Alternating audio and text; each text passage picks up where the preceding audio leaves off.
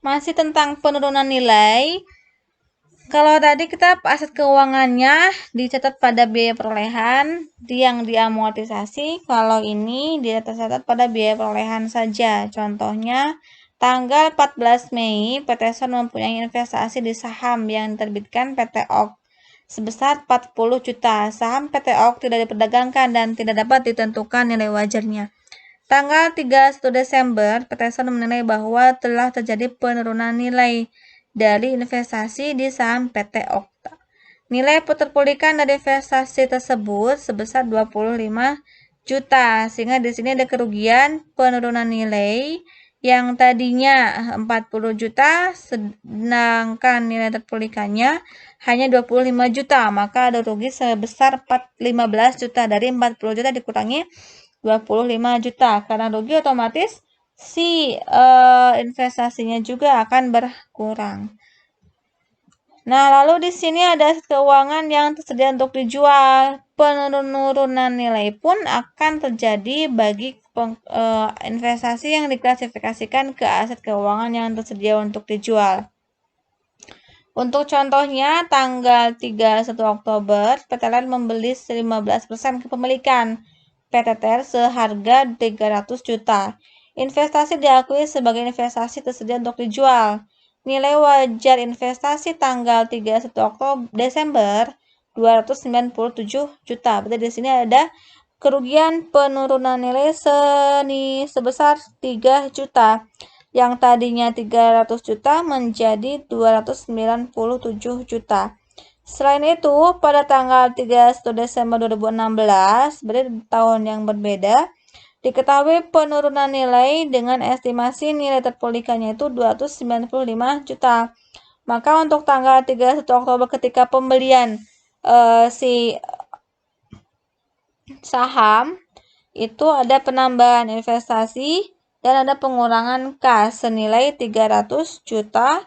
Lalu tanggal 31 Desembernya ada penyesuaian atas harga wajar yang si saham tersebut dari 300 juta menjadi 297, maka ada kerugian di debit dan investasinya berkurang senilai 3 juta, selisih yang tadi ya, 300 sama 297. Nah, lalu di sini ada tanggal 31 Desembernya ada kerugian penurunan nilai lagi senilai 5 juta. Dari yang 300 juta dikurangi 295 juta, dapat 5 juta. Karena di sini investasi sahamnya senilai 2 juta, dari yang 297 ke 295 itu kan ada selisih ya. Dari selisih nilai wajar tahun kemarin dengan tahun sekarang. Lalu sisanya masuk ke keuntungan belum terrealisasi 3 juta. Nah, untuk yang 3 juta ini karena pengakuannya tersedia untuk dijual dan bukan melalui laba rugi, maka si selisih keuntungan atau kerugiannya itu akan dilaporkan di laporan penghasilan komprehensif atau other comprehensive income.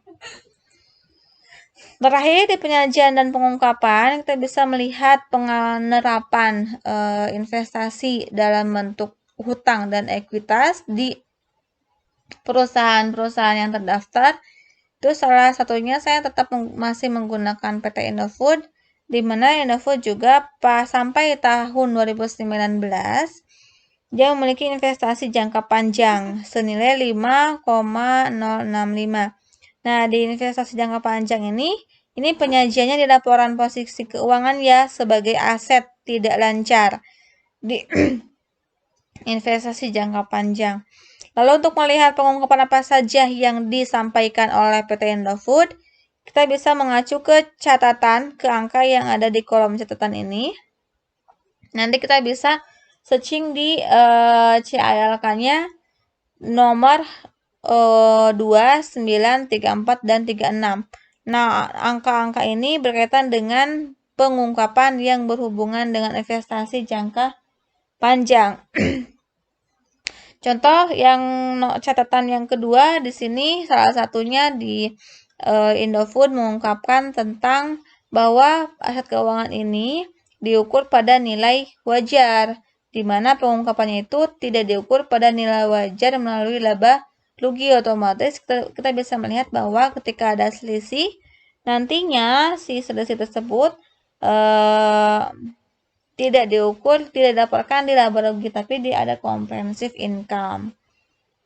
Ini terkait salah satu pengungkapan. Lalu selain itu juga ada jumlah rincian si Indofood itu dia menginvestasikan atau mempunyai investasi di mana saja. Nah, ini ada jumlah-jumlah nama-nama si investinya dengan jumlah nilai tercatat dari masing-masing investasi di setiap investinya. Demikian untuk pembahasan investasi, baik itu instrumen keuangan dan instrumen ekuitas. Semoga apa yang saya sampaikan bisa memberikan manfaat bagi yang mendengarkan dan menyimak video ini. Dari saya cukup sekian. Terima kasih. Assalamualaikum warahmatullahi wabarakatuh.